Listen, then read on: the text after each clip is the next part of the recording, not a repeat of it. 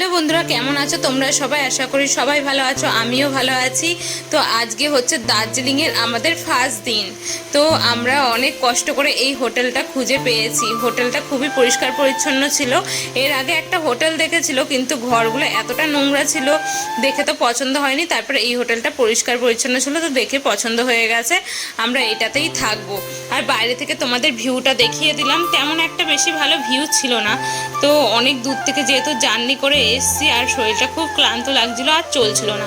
তারপর ওই 1-2 ঘন্টার মতো আমরা একটুখানি রেস্ট নিয়ে নিয়েছিলাম। তারপরে একটু স্নান টান করে পরিষ্কার পরিচ্ছন্ন হয়ে রেডি হয়ে এখন আমরা বেরিয়ে পড়েছি। এই যে দুপুরবেলায় কিছু খাওয়া দাওয়া করবো বলে, কারণ সকাল থেকে তেমন কিছু খাওয়া হয়নি। সেই সকালবেলায় আমি আমার বর দুজনে মিলে কেক খেয়েছিলাম। আর এখন প্রায় 4:30 বাজতে গেল। আর এই দেখো, এইখানে তো সবাই সেলফি টেলফি নিচ্ছিল, আমরাও একটা সেলফি তুলে নিলাম। তো বর বলল, এখন তো প্রচণ্ড খিদে পেয়েছে, আগে কিছু খেয়ে নিই, পরে সন্ধ্যেবেলায় যখন আসবো তখন ভালো করে সেলফি টেলফি এখানে তুলে নিও। তারপরে দেখো, এই যে এখন আমরা মেল মার্কেটের এইদিকে চলে এসেছি। এত সুন্দর জায়গাটা সত্যি, কোনো সময় মেঘ হয়ে যাচ্ছে, কোনো সময় পরিষ্কার হয়ে যাচ্ছে।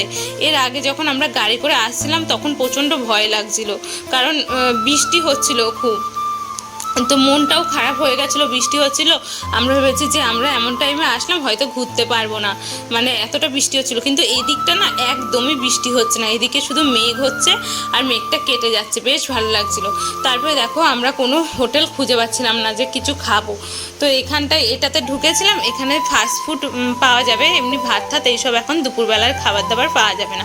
তাই এখন ফাস্টফুড খেয়ে কী করবো বলো? ফাস্টফুড খাবো তো সন্ধেবেলায় যখন আসবো তখন। দেখো, আমরা দুজনা পাগলের মতো বাঙালি হোটেল খুঁজে বেড়াচ্ছি। তো এই যে মেল মার্কেটের পেছন দিকটাতে, এই দিকটাতেও এসে আমাদের ঘোরা হয়ে গেছে। তো এদিকেও এসে দেখছি কোনো হোটেল বা কিছুই নেই, কারণ আমরা প্রথমবার এসেছি, তো এর আগে কোনো দিন আসিনি, তাই আমাদের জানা ছিল না। অনেকটা ঘুরতে হয়েছিল আমাদেরকে প্রথম দিন যখন আমরা আর কি দুপুরের খাবারটা খাবো। তো যাই হোক, দেখো ওই পেছন দিকে ঘুরে আবার এইখানে চলে আসলাম আমরা। এখন দেখো আবার কুয়াশায় ভরে গেছে, মানে মেঘে পুরো ঢেকে গেছে। আবার কিছুক্ষণ পর 5-10 মিনিট পর দেখবো যে মেঘ একদম সরে পুরো পরিষ্কার হয়ে গেছে। মানে কি সুন্দর, মানে কি বলবো, আমরা নিজে থেকে সামনে থেকে দেখছিলাম, তো ভীষণ ভালো লাগছিল। সত্যি কথা, তোমরা একবার হলেও দার্জিলিং আসবে, এসে ঘুরে যাবে, দারুণ জায়গা কিন্তু। তো বর বললো যে হোটেল তো খুঁজে পাচ্ছি না, তাহলে তুমি কিছু খাও ততক্ষণে। তো ফুচকা খাবো বলছিলাম, তাই বর বললো ফুচকা খেলে ফুচকা খাও। ও বাবা, ফুচকা খেয়েও তো মন পেট কিছুই ভরলো না, কারণ এখানে 20 টাকার মাত্র 6টা করে ফুচকা দেয়, যেখানে আমাদের ওখানে 10 টাকার 6টা দেয়।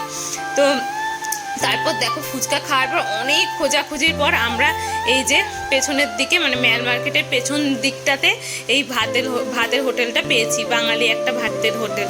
তো এখানে এসেছিলাম, এসে দেখো ডিম ভাত নিয়েছি, আর তার সাথে ছিল ডাল আর ভেন্ডি আলুর একটা তরকারি, আর ছিল পাঁপড় ভাজা। তো খেতে মোটামুটি ভালো ছিল, খারাপ ছিল না, কিন্তু দাম প্রচণ্ড বেশি ছিল, সব কিছুর দাম বেশি। আমাদের ওখানে সব কিছু যা দাম তার ডবল হচ্ছে গিয়ে দার্জিলিংয়ে। মানে একটা থালা ছিল 130 টাকা না 150 টাকা করে, আমার অতটা মনে পড়ছে না, তো এরকম ছিল। তারপরে খাওয়া দাওয়ার পর আমরা এখন দেখো এই মুদিখানা দোকানে চলে এসেছি। এখান থেকে কেক টেক কিনে নিলাম, কারণ সন্ধেবেলায় কিছু খাবো, খিদে পেয়ে গেলে যদি আবার, তার জন্য। তারপরে দেখো, এখানে হাওয়াই মিঠাই বিক্রি হচ্ছিল, তো সেইগুলো একখানা আমি নিয়ে নিলাম, আমার বর আমাকে কিনে দিল।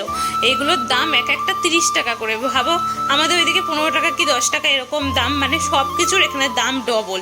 আমাদের ওখানে যা দাম এখানে সব ডবল দাম, মানে কিছু যে কিনে তোমরা বাড়িতেও নিয়ে যাবে তারও কোনো উপায় নেই। তারপরে জল নিতে হতো আমাদের, তো জলটা পরে নেব রাতের বেলা, এখন আর নিইনি। আর এই যে হাওয়াই মিঠাই, আর তার সাথে ওই কেকটা নিয়ে এসেছি। তো চলো, এখন ভিডিওটা এখানেই শেষ করছি।